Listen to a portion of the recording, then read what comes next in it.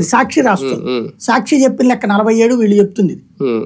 అంటే ఇప్పుడు ఏంటి, చనిపోయినటువంటి వాళ్ళది ఈ ఖాతాలో కాకుండా మామూలు జనరల్ డెత్స్ అని రాస్తారా? ఇందులో వరదల్లో 2 రకాలు. ఒకటి నీళ్లలో మునిగి చనిపోయినోడు, వరదల సందర్భంగా ఇళ్లలో ఉండిపోయి ఆహారం అందరికి చనిపోయిన వాళ్ళు ఉన్నారు. దాన్ని ఈ ఖాతాలో వేయట్లేదు. ఈ టైంలో చనిపోయిన వాళ్ళు వరద బాధితుల కిందనే ఇవ్వాలి కదా, ఇస్తే మళ్ళీ వాళ్ళకి కూడా పరిహారం ఇవ్వాల్సి వస్తుంది అనుకున్నారో ఏమో. అది ఇంట్లో చనిపోయారు కాబట్టి.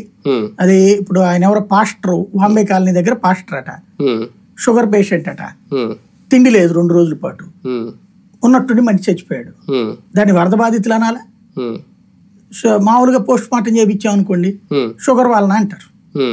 ఇప్పుడు ఆ లెక్కలో చూపెడతారు అనుకుంటారు. చంద్రబాబు గారు కనుక స్వయంగా రంగంలో దిగకపోతే ఇంకా కష్టమయ్యేదా సహాయ చర్యలు అందించడంలో, లేదంటే ఇంకా వేగవంతంగా జరిగేవా?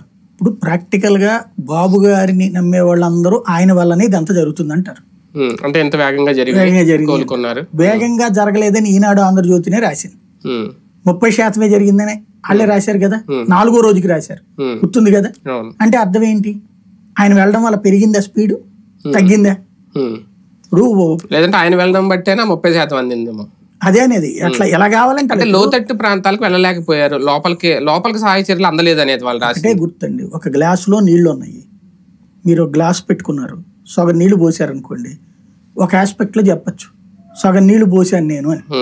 2వ ఆస్పెక్ట్ లో నేనేమనొచ్చు, సగమే పోసావు అంతే, ఇంకా సగం ఉంచేసావు. అదే ఇది అంతే. బేసిక్ గా సక్సెస్ అయింది బాబుది, ఫెయిల్ అయిందంతా కూడా అధికారులది. ఎందుకు అది?